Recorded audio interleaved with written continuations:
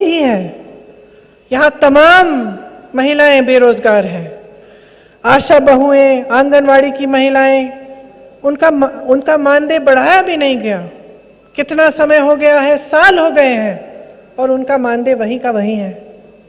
मैं जानती हूँ, उत्तर प्रदेश में काम करती हूँ, वहाँ आशा बहनें जो हैं, आंगनवाड़ी की बहनें जो हैं, खूब परेशान हैं, संघर्ष करती हैं। जब अपनी आवाज़ उठाती हैं तो पीटी जाती हैं, उनको जेल में डाला जाता है, उन पर रासुका की धाराएं लगाई जाती हैं।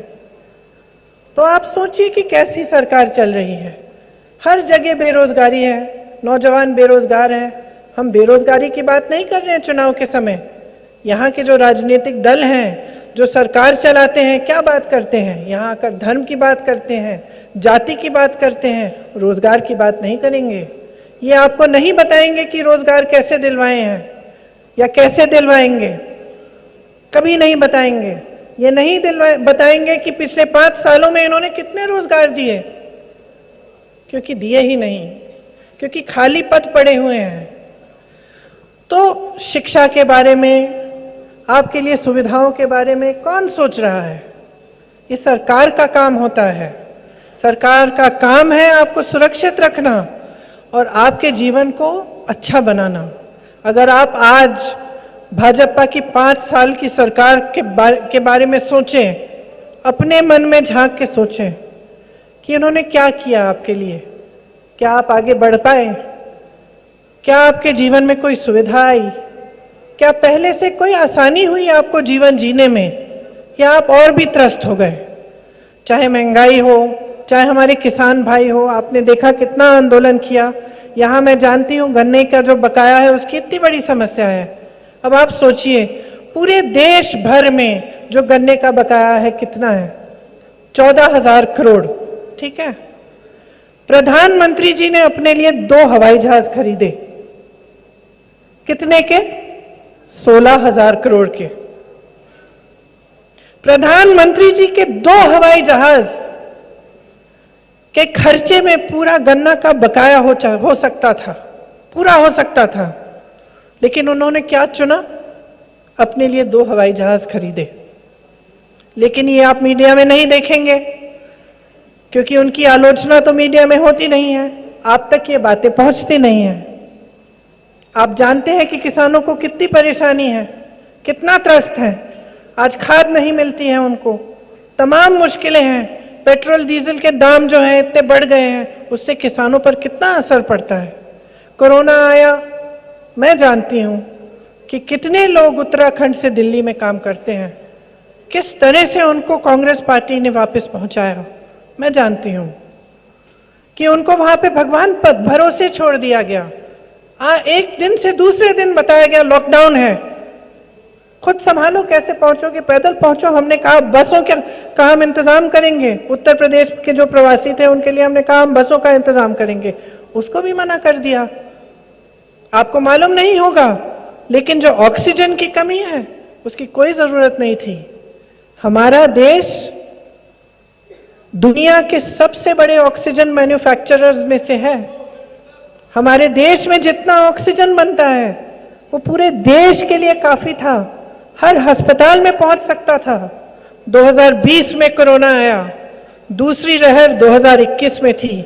आपके पास 1 साल था, उस 1 साल में आपने कोई योजना नहीं बनाई।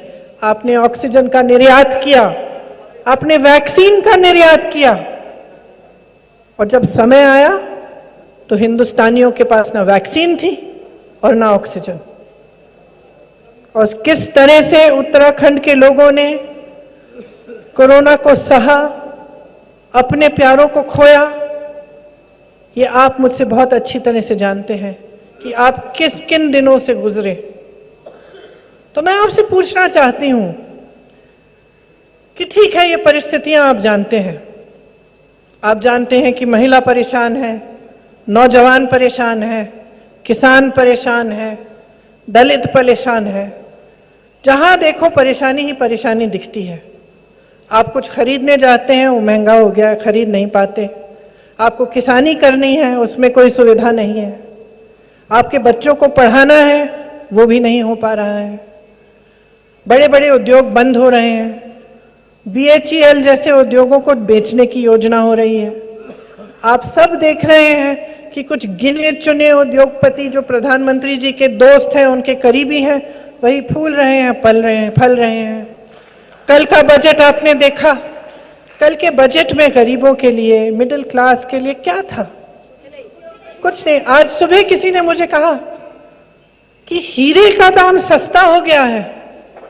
हीरे का दाम सस्ता हो गया और दवा का दाम ज्यादा हो गया है, बढ़ गया है।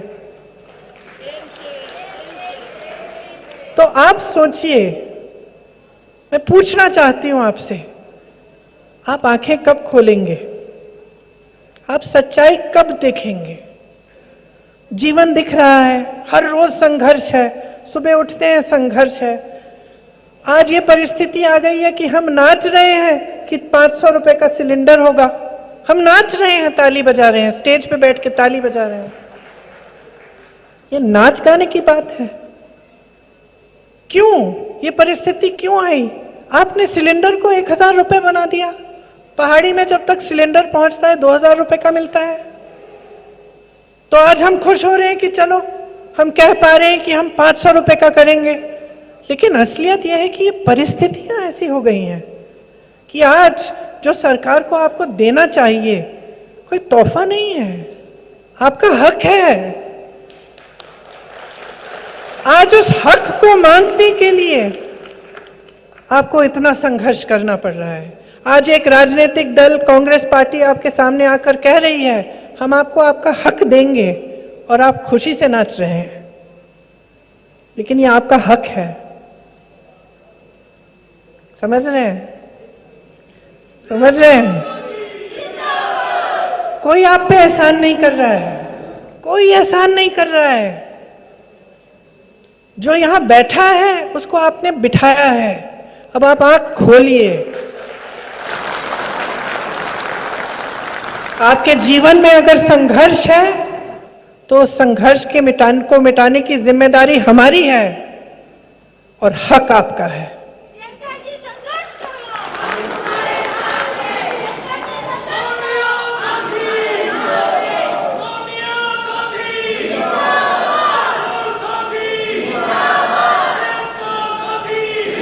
अब आपको सब दिख रहा है। आपको दिख रहा है कि यहाँ की सरकार ने क्या किया आपके लिए। महामारी आई तो भी आपके साथ नहीं खड़े हुए। महंगाई इतनी हो गई है उसको बढ़ाए जा रहे हैं। बेरोजगारी बढ़ रही है उसको सुलझाने की कोई कोशिश नहीं है। यहाँ पास में खनन हो रहा है उसको कोई नहीं रोकता। बड़े बड़े उद्योगपति जो करना चाहे वो कर रहे हैं। गरीब की कोई सुनवाई नहीं हो रही है। तो बदलाव कौन लाएगा? बदलाव कांग्रेस पार्टी तभी ला पाएगी जब आप जागरूक बनेंगे, जब आप समझेंगे कि सरकार का काम आपके लिए दिन रात काम करने का काम है। अगर आपके बच्चों की शिक्षा नहीं हो रही है, सरकार का काम है कि वो आपको बताएं कि किस तरह से आपके बच्चों को की शिक्षा कराएंगे, किस तरह से आपका भविष्य मजबूत करेंगे, किस तरह से, कहां से आएंगे ये रोजगार। इसीलिए जो घोषणा पत्र बनाया हमने, इसमें हमने कहा है कि हम क्या करना चाहते हैं। और मैं पूछना चाहती हूं कि आप हम पे विश्वास क्यों करेंगे? आप सोच सकते हैं कि हम भी दूसरे दलों के साथ की तरह ऐसे घोषणाएं कर रहे हैं, लेकिन हमारा ट्रैक रिकॉर्ड देखिए, हमारी सरकार का काम देखिए। यहां तो आपने देखा इस सरकार के आने से पहले काम हुआ। इसी तरह से जब हमने घोषणा की, छत्तीसगढ़ की सरकार बनने वाली थी, हमने घोषणा की कि वहां पे किसानों का कर्ज माफ किया जाएगा। सरकार ने जब शपथ ली उसके 3 घंटे बाद सारे कर्ज माफ किए गए। तो आपके पास विकल्प है।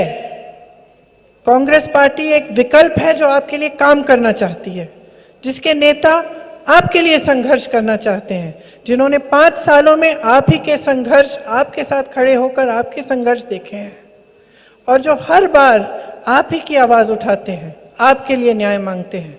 चाहे वो आपके पेंशन की बात हो, चाहे एक्स सर्विसमैन की बात हो, चाहे युवाओं की बात हो, महिलाओं की बात हो, हमेशा कांग्रेस पार्टी आपके साथ खड़े होकर संघर्ष करती है। तो आप ही सोचिए कि अगर आपको अपना जीवन बदलना है, परिवर्तन लाना है और एक ऐसी सरकार लानी है जो आपके लिए काम करे, तो आपको मन बनाना पड़ेगा।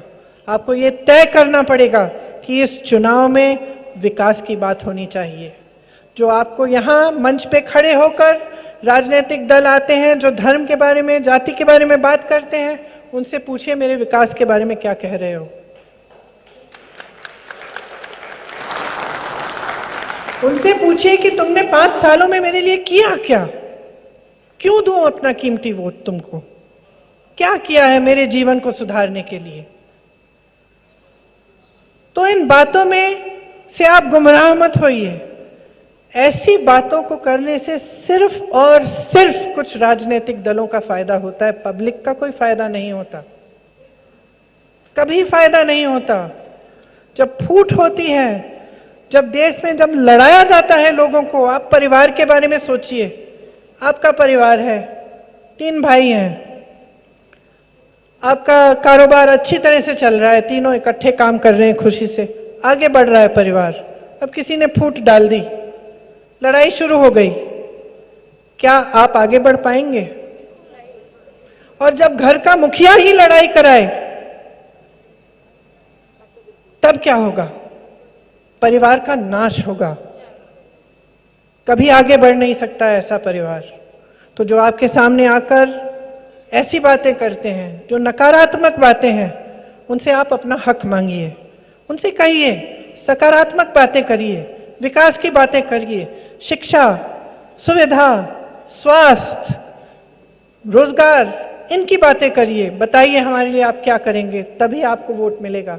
तो मन बना लीजिए, ये ऐसा चुनाव है जिसमें आप उत्तराखंड का भविष्य बदल सकते हैं। आपका अपना अभिमान है, स्वाभिमान है, अपने स्वाभिमान को मत भूलिए। और जब भी आपके सामने एक नेता आए, किसी भी पार्टी का हो, उससे ये पूछिए कि वो क्या करने जा रहा है आपके लिए। और जब तक करके नहीं दिखाएगा तब तक दोबारा अपना वोट उसके पक्ष में मत दीजिए। ये बातें करना चाहती थी मैं आपसे कहना चाहती थी कि ये जो आपका वोट है ये बहुत महत्वपूर्ण है, इसको हल्के में मत लीजिए। किसी ने कुछ कह दिया कि ये ले लो, वोट दे दो, किसी ने बहका दिया, किसी ने कह दिया कि जाति के आधार पर दे दो, धर्म के आधार पर दे दो। बहकना मत, आप अपना हक मांगो और अपने हक के आधार पर अपना वोट दो, तभी आप आगे बढ़ोगे, तभी आपका प्रदेश आगे बढ़ेगा, तभी आपका देश आगे बढ़ेगा। और तभी उन नेताओं को एहसास होगा कि आपके सामने जो झूठ बोलते हैं, जो आपको गुमराह करने का काम करते हैं, कि उनकी बात अब नहीं चलने वाली। तो अब समय आ गया है, खास तौर से मैं अपनी बहनों को कहना चाहती हूं, आप लड़की हो, लड़ सकती हो, अपने हक के लिए लड़ सकती हो, आपका हक है ये सब। आप बच्चों को पालते क्यों हैं? आप उनकी परवरिश क्यों करते हैं? क्योंकि आपके दिल में ये आशा है ना कि बड़े होके कुछ बनेंगे, बड़े होके सबकी देखभाल करेंगे, उनका भविष्य मजबूत बनेगा। आप नहीं चाहते कि आपकी तरह संघर्ष करें, तो इसलिए लड़िए, अपने हक के लिए लड़िए, अपने बच्चों के भविष्य के हक के लिए लड़िए। और सबसे बड़ा औजार, सबसे बड़ा आपका वोट है, सबसे बड़ा हथियार है, सबसे बड़ा औजार है, इसका इस्तेमाल करिए ध्यान से, विवेक से और जिम्मेदारी से। तो चुनाव आने वाला है, ये सब बातें करनी थी आपसे। इसके साथ साथ मैं आपको ये भी बताना चाहती हूँ कि हमारे घोषणा पत्र में हमने क्या क्या लिखा है, क्योंकि ये बहुत ज़रूरी है कि जैसे मैंने कहा, हर पार्टी आपको बताए कि आपके लिए करना क्या चाहती है। तो हमारे घोषणा पत्र में हमने लिखा है कि गैस की कीमतें 500 से पार नहीं होंगी। तो अगर एक गैस सिलेंडर आपको आज 1000 रुपए का मिल रहा है, सरकार आपको 500 में देगी और बाकी भरपाई सरकार करेगी। 4 लाख रोजगार दिलवाए जाएंगे।